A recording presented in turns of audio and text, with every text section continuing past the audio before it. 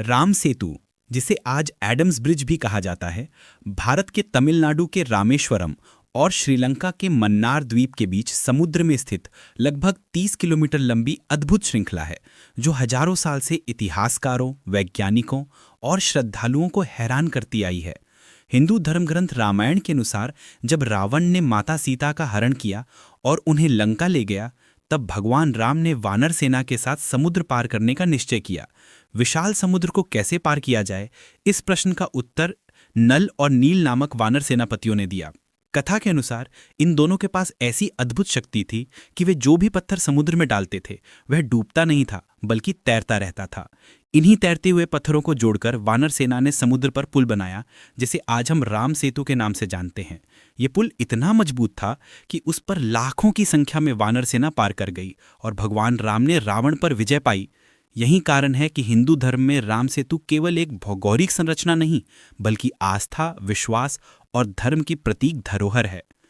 अब अगर हम विज्ञान की ओर देखें तो 2002 में नासा ने इस क्षेत्र की जो सैटेलाइट तस्वीरें जारी की, उनमें साफ दिखाई देता है कि समुद्र के बीच एक लंबी श्रृंखला दोनों देशों को जोड़ रही है। वैज्ञानिकों ने इसकी आयु का अनुमान लगभग 7000 साल पुराना लगाया है, जबकि मानव सभ्यता का इतिहास इतना पुराना मानना भी मुश्किल है। इससे ये बहस और गहरी हो गई कि क्या वास्तव में प्राचीन काल में इतनी उन्नत तकनीक थी कि समुद्र के ऊपर पुल बनाया जा सके। कुछ भूवैज्ञानिक इसे रेत और चट्टानों की प्राकृतिक संरचना बताते हैं, लेकिन कई रिसर्चर मानते हैं कि इस संरचना में मानव निर्मित हस्तक्षेप के संकेत साफ दिखाई देते हैं। भारतीय पुरातत्व विभाग ने भी इस पर अध्ययन किया है और इसे असामान्य माना है। आस्था और विज्ञान की ये टकराहट राम सेतु को और भी रहस्यमयी बना देती है। धार्मिक दृष्टि से देखें तो रामेश्वरम आज भी हिंदुओं का पवित्र तीर्थ है, जहां हजारों श्रद्धालु प्रतिदिन आते हैं और समुद्र में स्नान करते हैं।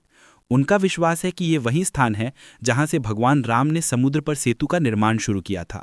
यही कारण है कि जब कुछ साल पहले सेतु समुद्रम प्रोजेक्ट के तहत सरकार ने इस मार्ग को तोड़कर जहाज़ों के लिए नया रास्ता बनाने की योजना बनाई, तो पूरे देश में विरोध की लहर दौड़ गई।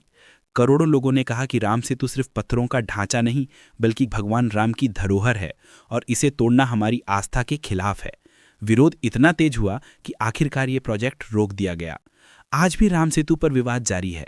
विज्ञान इसे एक असाधारण प्राकृतिक संरचना मानता है, लेकिन श्रद्धालु इसे भगवान राम की शक्ति का प्रमाण मानते हैं। दिलचस्प बात यह है कि कई वैज्ञानिकों ने स्वीकार किया है कि इसमें कुछ हिस्से वास्तव में मानव प्रयास से बने लगते हैं। इसका मतलब ये हो सकता है कि प्रकृति और मानव दोनों ने मिलकर इसे आकार दिया हो।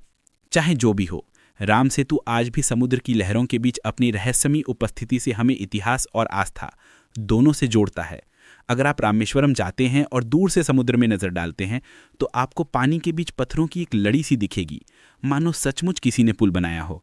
और यही दृश्य हर किसी को सोचने पर मजबूर कर देता है कि क्या वास्तव में ये वही पुल है जिस पर भगवान राम की सेना चली थी।